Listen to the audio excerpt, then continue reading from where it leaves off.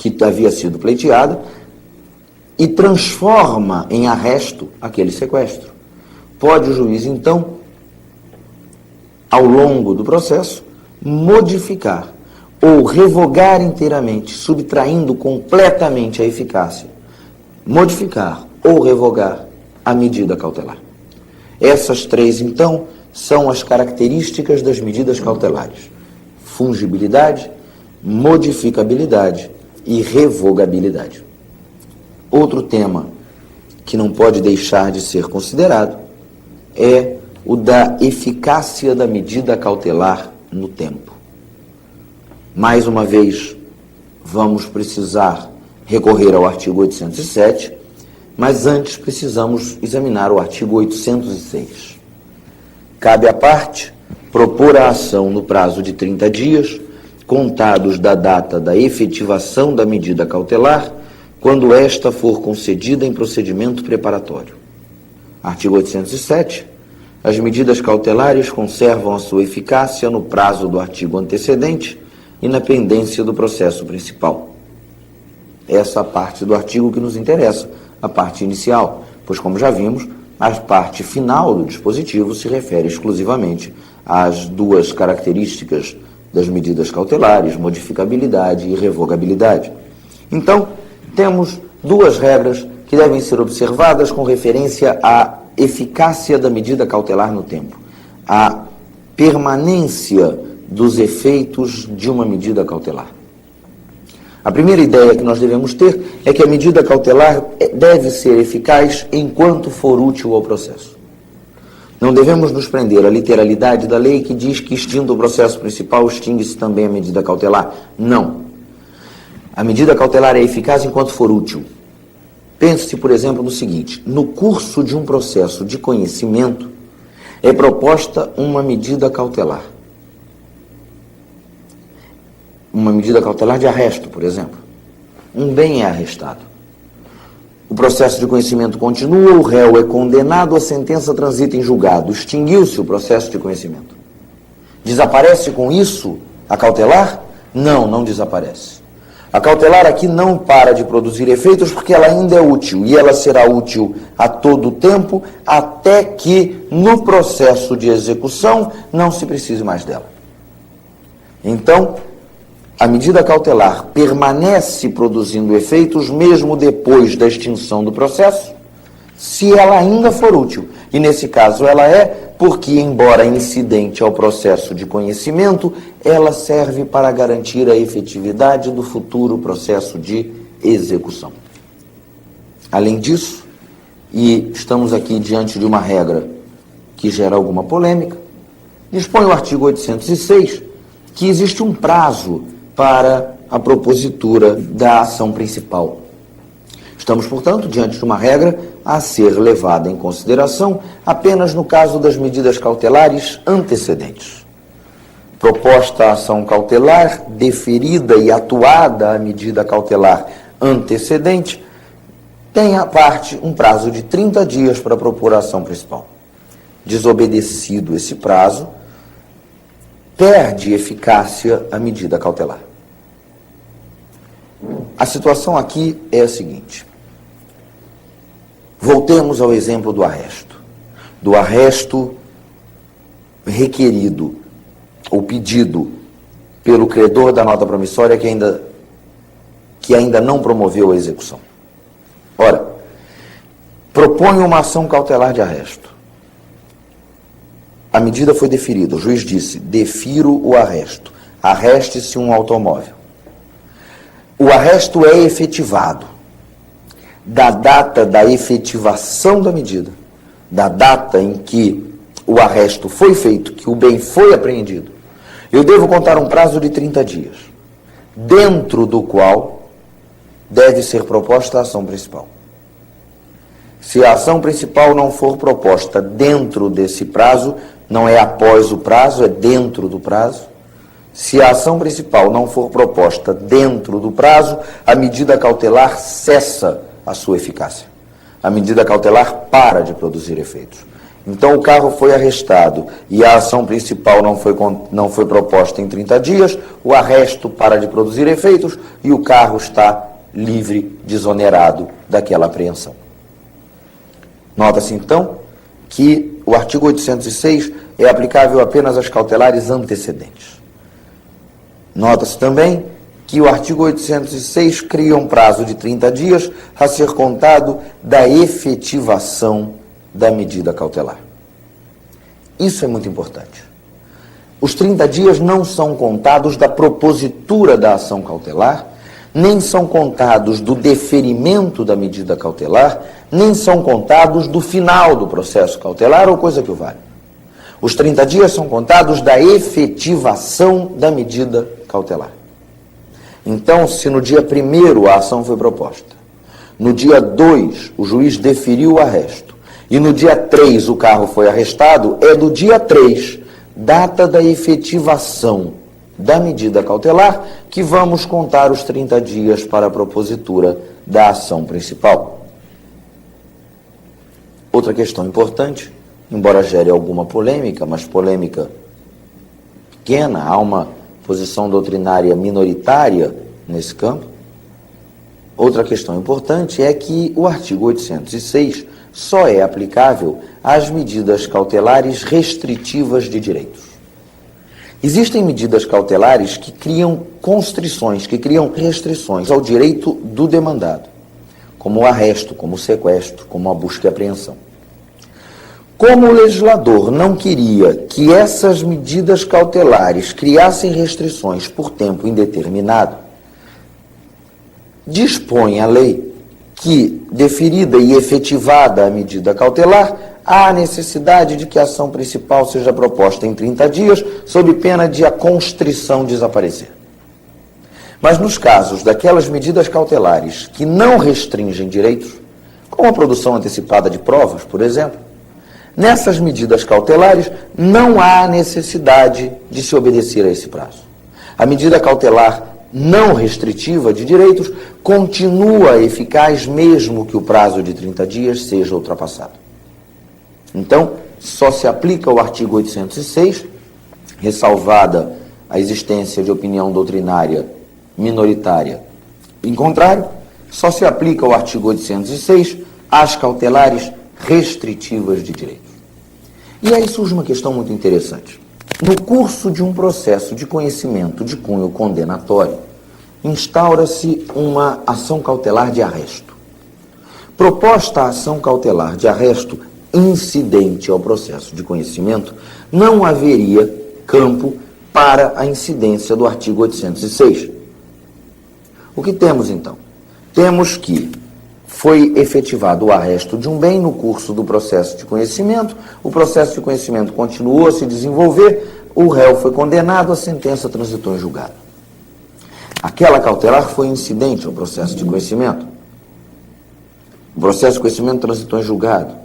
Será que existe alguma necessidade de observar prazo para que se inicie a execução? Parece que sim. Se a cautelar é incidente ao processo de conhecimento e esse processo de conhecimento transita em julgado, sendo obviamente uma cautelar restritiva de direito, essa cautelar, se ainda for útil, continuará produzindo efeitos. Mas é necessário, nesse caso, que o processo de execução seja instaurado dentro do prazo de 30 dias a que se refere o artigo 806. Não sendo instaurado o processo de execução em 30 dias, aquela cautelar constritiva de direitos para de produzir efeitos. Então, temos aqui nessa hipótese a cautelar que é incidente ao processo de conhecimento, mas é antecedente em relação ao processo de execução. Nessa hipótese, também há que se observar o artigo 806.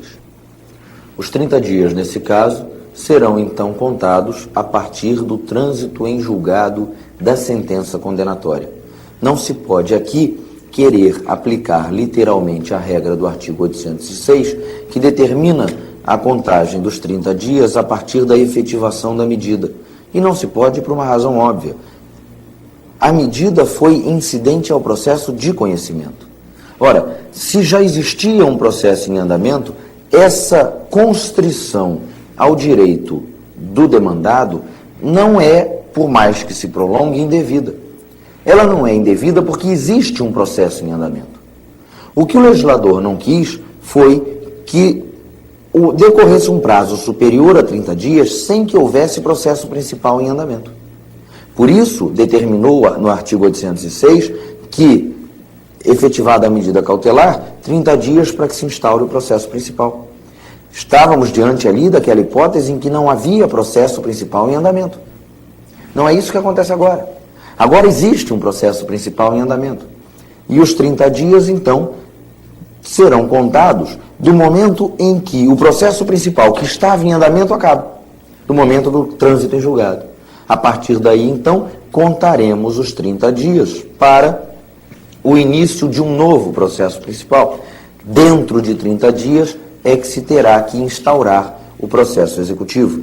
O decurso desse prazo, sem que a ação de execução da sentença seja proposta, fará cessar a eficácia daquela medida cautelar.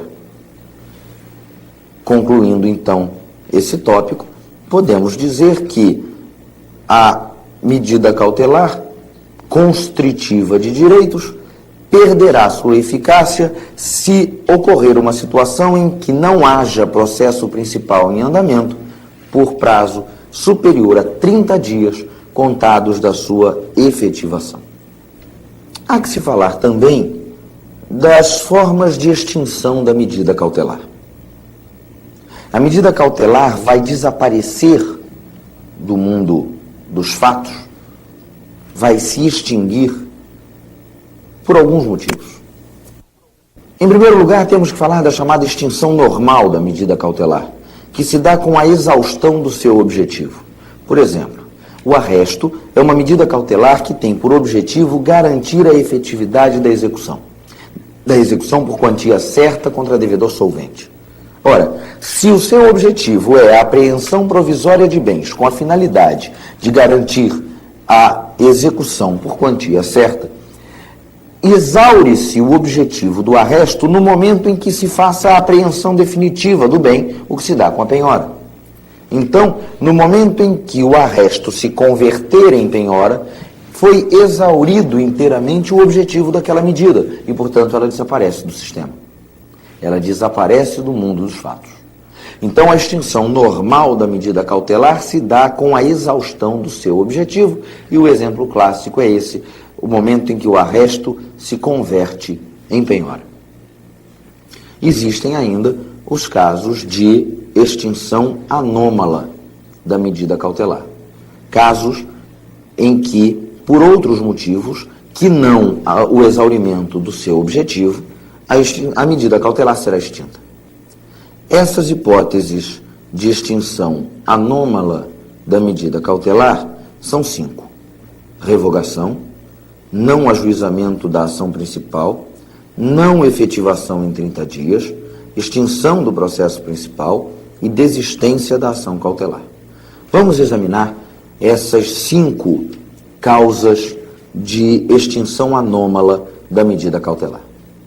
A primeira já vimos. A primeira é a revogação da medida.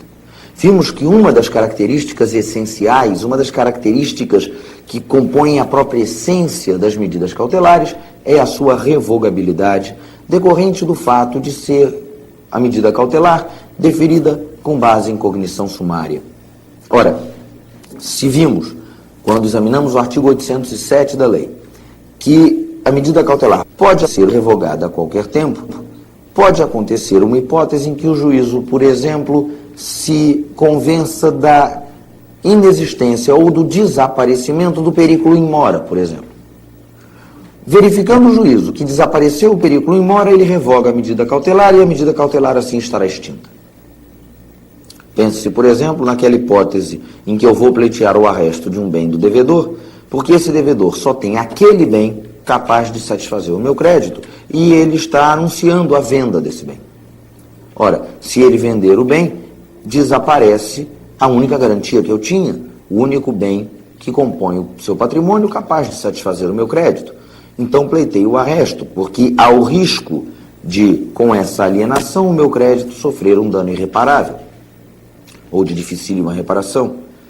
É deferido o arresto, o automóvel é apreendido, o processo continua se desenvolvendo e, de repente, por um motivo qualquer, porque ganhou na loteria, porque recebeu uma herança, o devedor se torna um milionário. E, ao se tornar milionário, esse devedor adquire dezenas de automóveis, por exemplo. Ora, se ele tem dezenas de automóveis, aquele perículo in mora desapareceu, porque mesmo que ele venda aquele automóvel, aquele bem que ele tinha capaz de satisfazer o meu crédito, ele continua tendo outros. Então desapareceu o risco de que aquele ato que ele pretendia praticar causasse um dano de difícil ou impossível reparação. Desapareceu o perículo in mora, e se desapareceu o perículo in mora, o juiz revoga a medida cautelar. A segunda hipótese de extinção anômala da medida cautelar também já conhecemos. É o não ajuizamento da ação principal naquele prazo de 30 dias previsto no artigo 806. E nós vimos que aquela regra só se aplica às cautelares constritivas de direito.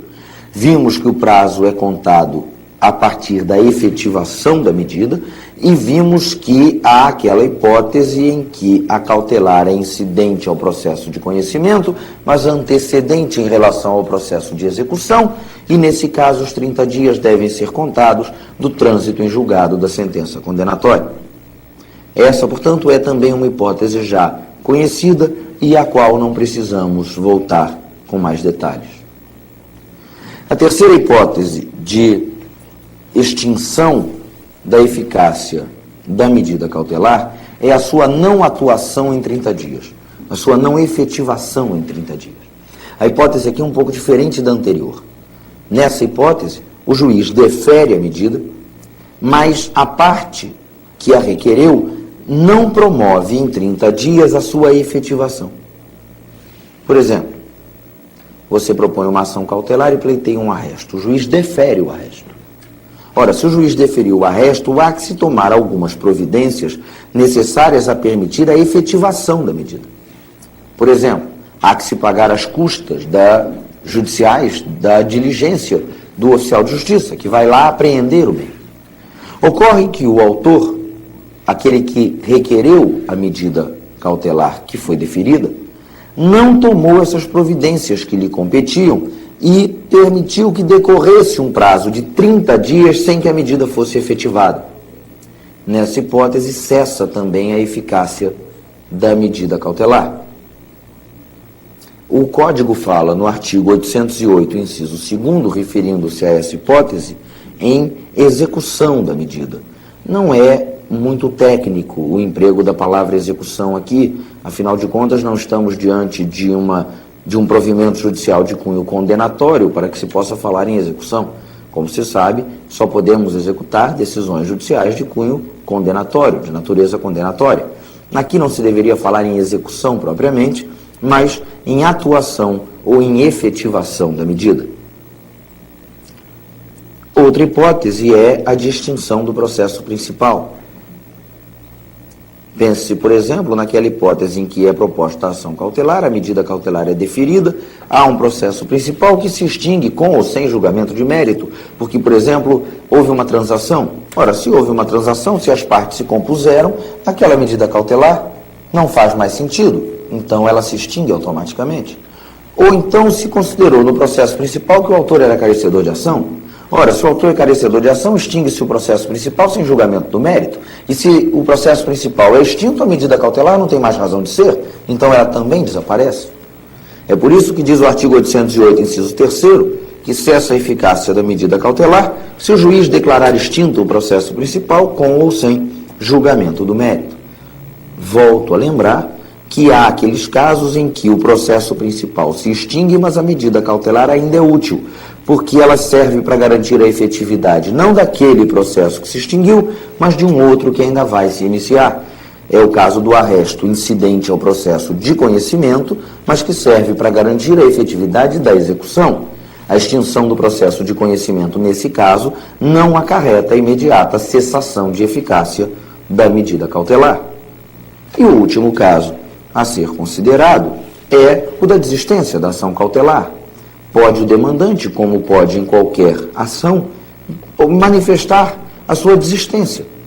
E essa desistência da ação, uma vez homologada, leva à extinção do processo sem julgamento do mérito. Ora, se o demandante, na ação cautelar, manifesta sua desistência, a desistência da ação cautelar homologada extingue o processo cautelar. E essa extinção do processo cautelar leva necessariamente à cessação de eficácia da medida.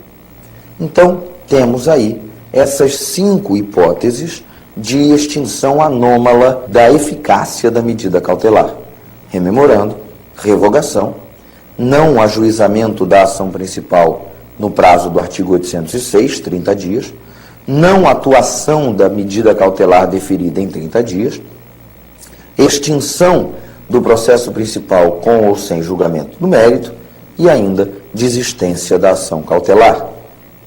É importante notar o que vai no parágrafo único do artigo 808. Se por qualquer motivo cessar a medida, é defeso à parte repetir o pedido, salvo por novo fundamento. Notem aqui o seguinte: se por qualquer motivo cessar a eficácia da medida cautelar, se por qualquer motivo a medida cautelar se extinguir, por qualquer desses motivos aqui previstos, claro, não se preocupando aqui com a extinção normal, porque aí exauriu-se o objetivo da medida cautelar, nos preocupamos aqui com os casos de extinção anômala. Se por qualquer motivo se extinguir de forma anômala a eficácia da medida cautelar, não se poderá repetir o pedido, não se poderá formular novo pedido da mesma medida cautelar, salvo-se por outro fundamento. O que, aliás, é bastante óbvio, porque se você altera o fundamento do teu pedido, você altera, na verdade, a causa de pedir. E se você alterou a causa de pedir, você está diante de uma nova demanda, o que é absolutamente possível. O que não se admite é a repetição de demanda. Agora, note-se o seguinte quanto a esse tema. A lei não permite que, diante da cessação anômala da eficácia da medida cautelar, se repita o pedido. Mas a lei não determina a extinção do processo cautelar sem julgamento do mérito, nesse caso.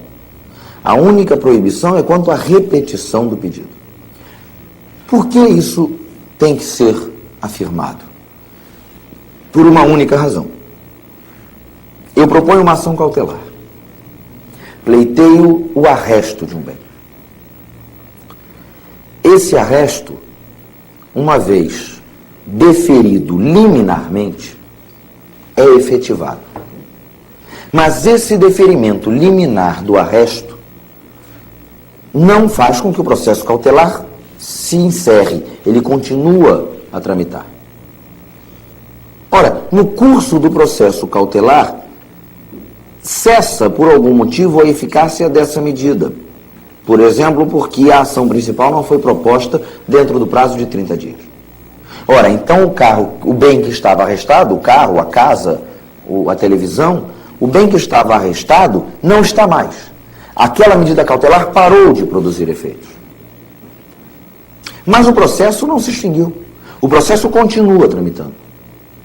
Aquele deferimento da medida foi liminar. O processo continua a tramitar e é possível que na sentença se defira novamente a medida pelo mesmo fundamento.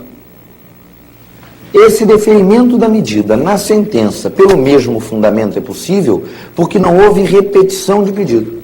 Se não houve repetição do pedido, se o pedido que está sendo examinado ainda é o mesmo, é plenamente possível que o juízo julgue esse pedido e defira a medida. Então, encerramos este tópico lembrando que a cessação anômala da eficácia da medida cautelar não leva necessariamente à extinção do processo cautelar. E no desenvolvimento desse processo é possível se deferir a medida pelo mesmo fundamento. O que não se pode é propor outra ação cautelar pelo mesmo fundamento. Aí só será possível um novo pedido com um novo fundamento, alterando-se, portanto, a causa de pedir e, por consequência, a demanda. Encerramos, assim, esta primeira parte do curso sobre o processo cautelar Numa segunda parte, examinaremos outros aspectos relevantes desse tema.